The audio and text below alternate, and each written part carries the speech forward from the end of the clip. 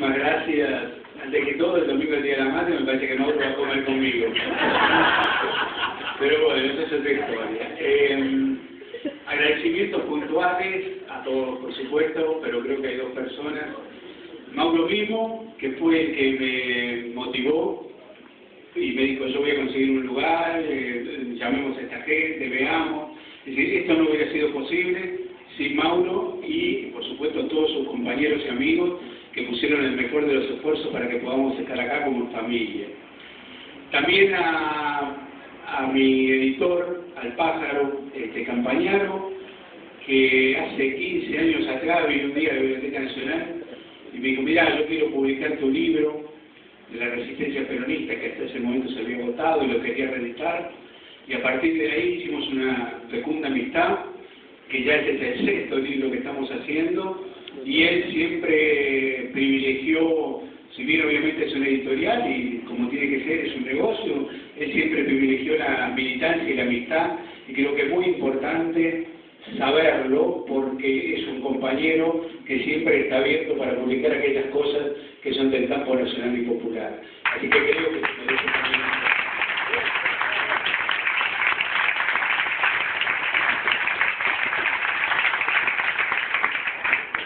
Con respecto al libro en sí, es cierto, es un libro rico en documentos, en historia,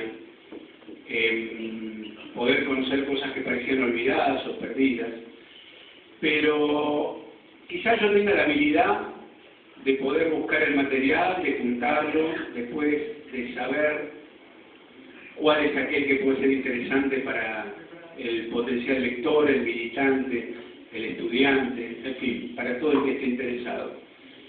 Pero esta es una historia de muchos. Acá en estos libros hay un trabajo popular y colectivo, que como digo, yo tuve la oportunidad de exhumarlo, de darlo a conocer. Pero veamos acá, sin ir más lejos, está Eva Rearte, la hija de un bronce como fue Gustavo Rearte, que fue un pajarito de la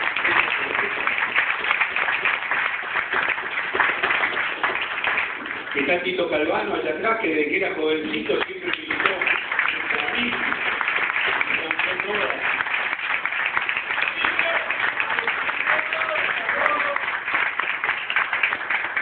Está Coco Blanco, que con la valentía sacó una película en pleno cinemato.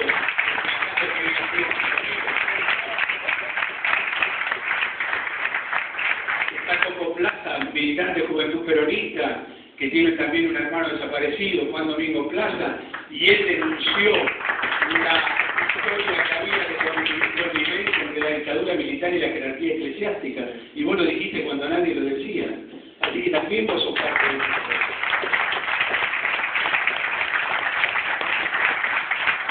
Y está mi compañera, mi actual compañera Nora Patrich, artista plástica, que partió al exilio cuando le mataron a su compañero, que era Conducción Nacional de la JUP, y se fue al exilio con un hijo de 2 años y una beba de 2 meses.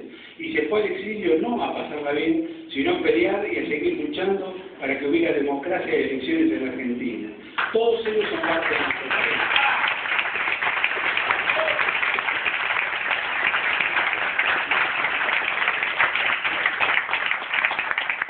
Y bueno, y así podemos seguir nombrando a miles. El gallego mismo, que un día viene mi hijo, Bruno, que cuando era jovencito era rockero al mango, con alma fuerte, me aturdía, me volvía loco con chata con alma fuerte, y un día estoy tomando el desayuno en casa y él me dice, papá, ¿tenés algo de Hernández Arregui? Por poco me caigo del culo.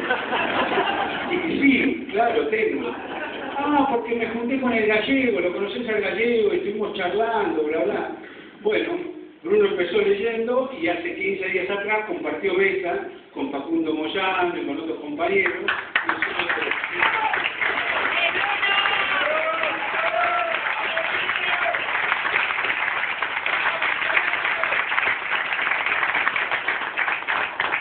Con esto quiero mostrar que esto es una gran familia, que todos aportamos como podemos para hacer justa, una patria justa, libre y soberana, como quisieron todos nuestros compañeros. Ya hablando del libro propiamente dicho, yo le voy a leer el prólogo, que es muy chico, es menos de una página, pero que creo que muestra sustancialmente a dónde apunté yo con el libro. La historia oficial desecha ese año 1977, que fue un año emblemático, trágico, oscuro, desgraciado, y lo desecha por completo, salvo para recordar que fue, y cito tal cual, aniquilada la subversión en su totalidad. Se ignora deliberadamente la lucha de una parte del pueblo que sacrificó todo para resistir a la dictadura cívico-militar, acuérdense siempre, cívico-militar, entonizada a bayonetazos un año antes. Jóvenes que dejaron de lado su futuro provisorio, estudiantes que interrumpieron sus estudios, obreros que pusieron en juego su fuente de trabajo, mujeres que velaron por la protección de los suyos y salieron a buscarlos cuando les desaparecían, intelectuales que se enfrentaron al sistema, militantes políticos y sociales que no cejaron en sus propósitos organizativos, cuadros de organizaciones armadas que siguieron asestando duros golpes a los que gobernaban, proscribiendo la voluntad popular.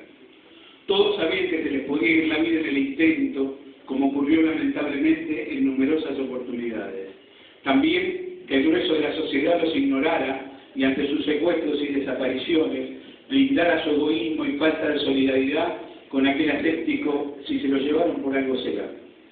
Esta máxima cumplimentada con la otra cara de la moneda, las compras fáciles en el extranjero de objetos suntuarios al ritmo del DM2, en tanto nuestra patria, la oligarquía y el imperialismo apuntalaba la base de la destrucción nacional, cerrando fábricas y puestos de trabajo, lo que pagaríamos con creces años más tarde.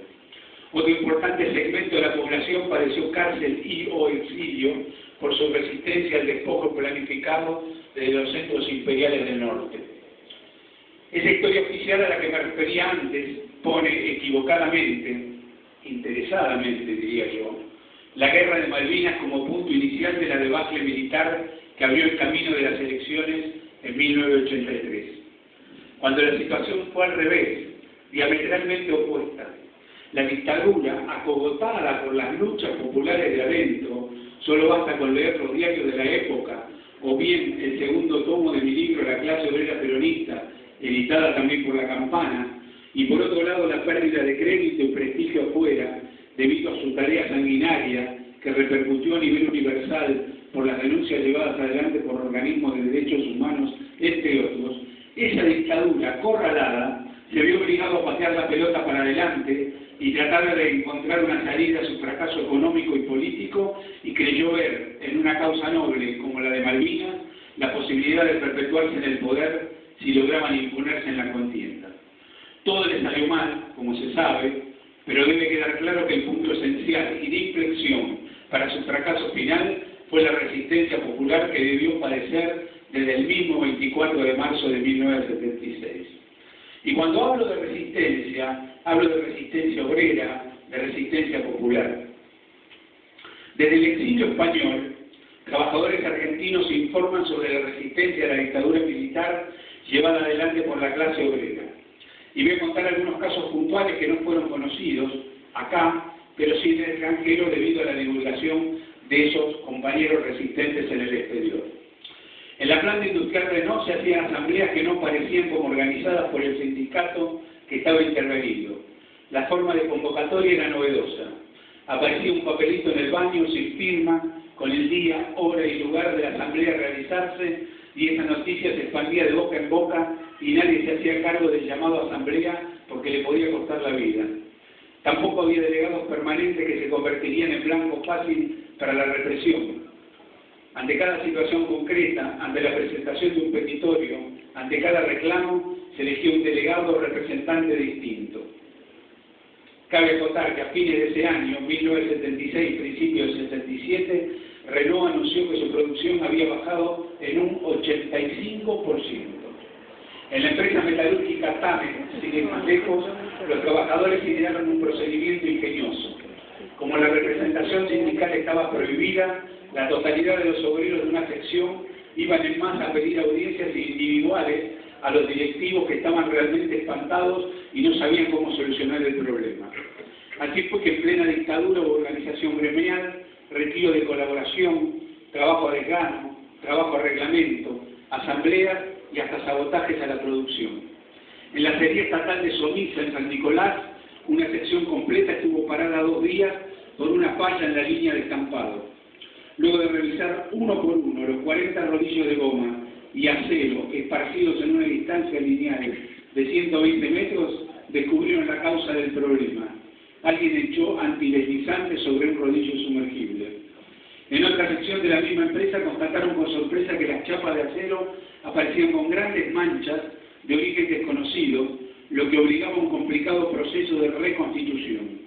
Eran los obreros que orinaban sobre ellas. En la misma fábrica quemaron el coche de un jefe que se caracterizaba por su matonaje dentro de la planta. Otra acería, la de Dálmine en Campana, también sufrió atentados. Un cable de 3.200 voltios que alimentaba los altos hornos se incendió misteriosamente y el 30% de las chapas producidas salían fisuradas.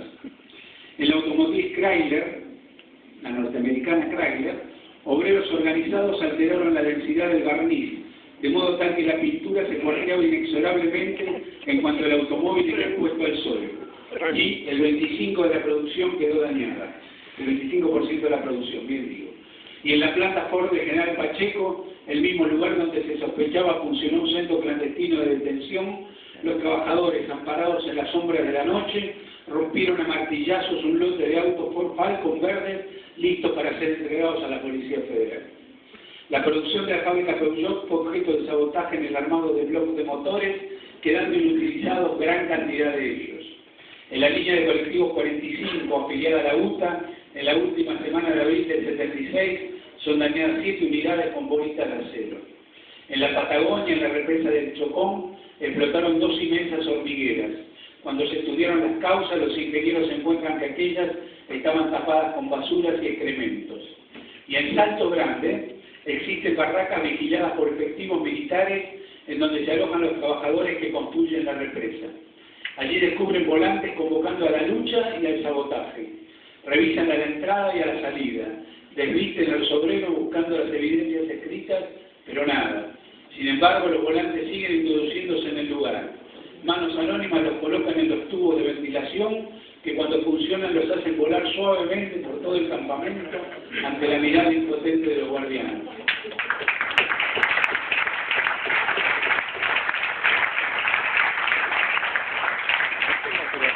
En el mismo braje de la represa fue interrumpido el suministro de agua a una máquina que realizaba la mezcla, lo que provocó el endurecimiento del cemento y la suspensión del trabajo durante 2 jornadas.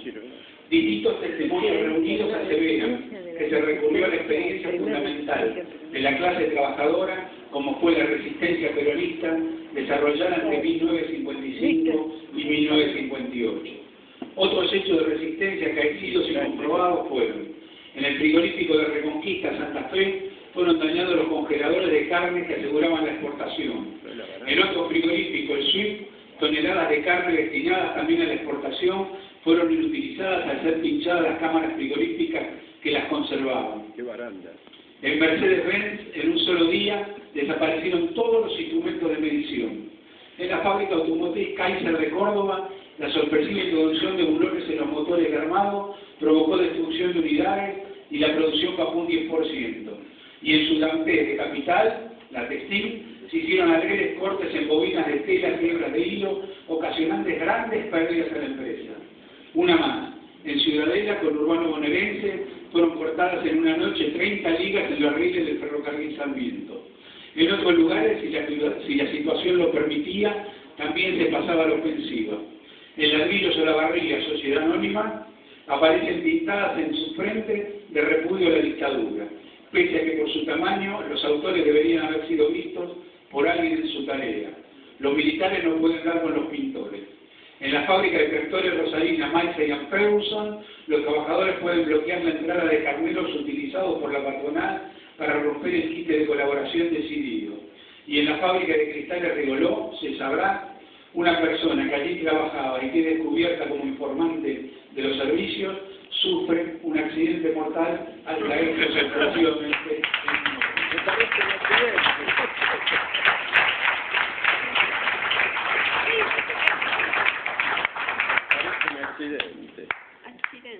Y así resistía el pueblo en este año, 1977, en que nosotros estamos presentando los documentos.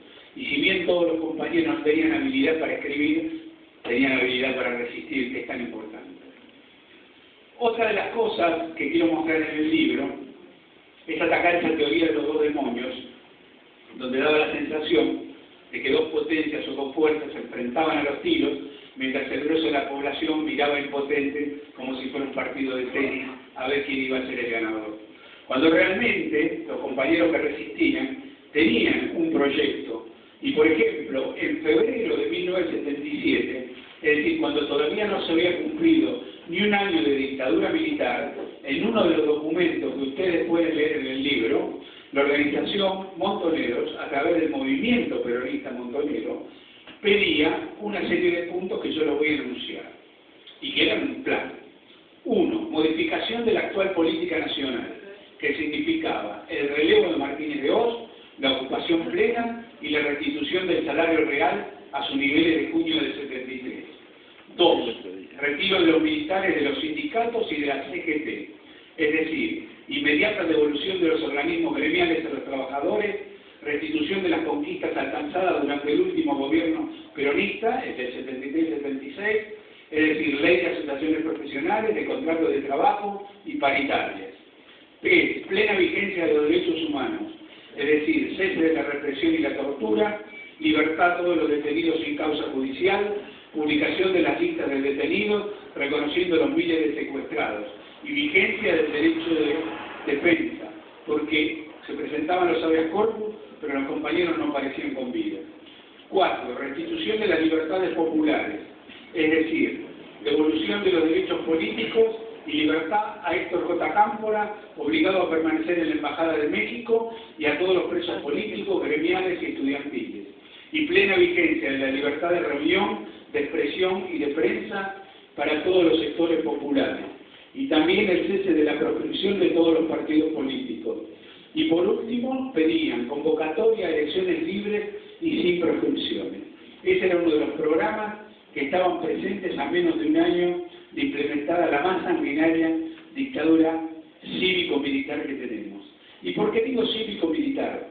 Porque hay que tener muy en cuenta que si bien los militares, que bien decía Perón, que la cabeza la tenían de adorno, y los sabios parece que también, lo que realmente movían los hilos detrás eran esos grupos civiles enquistados, que era esa oligarquía terrateniente, y esos sectores concentrados de capital que respondían a intereses extranacionales. Entonces sería bueno recordarlos, y con esto yo voy a dar por término, digamos, a la charla. En agosto de 1975, o sea, todavía en las estertores del gobierno de Isabel Martínez, los grandes grupos capitalistas fundaron la APG, Asociación Permanente de Entidades Gremiales Empresarias, cuya función política fue preparar el caldo social necesario para promover un golpe de Estado. Es decir, buscar el acaparamiento de productos, la iliquidez monetaria, la inflación, el desabastecimiento, el lockout patronal, etc. Y lo lograron. 6 veces más tarde, el golpe era un hecho. La APG, esa Asociación Permanente de Entidades Gremiales Empresarias, estaba integrada por el Consejo Empresario Argentino, SEA, la Sociedad Rural, Trabajo, la Cámara de la Construcción, la de Comercio, las grandes tiendas, las cámaras de exportadores e importadores, la de los supermercados y ADEBA, que es la Asociación de Bancos Argentinos, privados, claro está. Es decir, casi el 100% de la gran burguesía y el imperialismo. Luego del 24 de marzo del 76, como se sabe, al frente del Ministerio de Economía estaba José Alfredo Martínez de Oz, presidente del directorio de Hacienda, y del Consejo Empresario Argentino, SEA. Y el SEA estaba compuesto por lo más granado de la burguesía nacional: Techín, Asindar, Macri, Fortabat, Garobarrio y Sorroaquín, que era el Banco Comercial del Norte, Pescarmona, Bulgeroni, Clarín, La Nación, Arcor, Asca, Celulosa, Bungibor, Alvar, Soldati, Gotelli, Fati y Pérez Compán. Y no es casual que todos esos enemigos nuestros en la década del 70 son los mismos enemigos que tenemos ahora.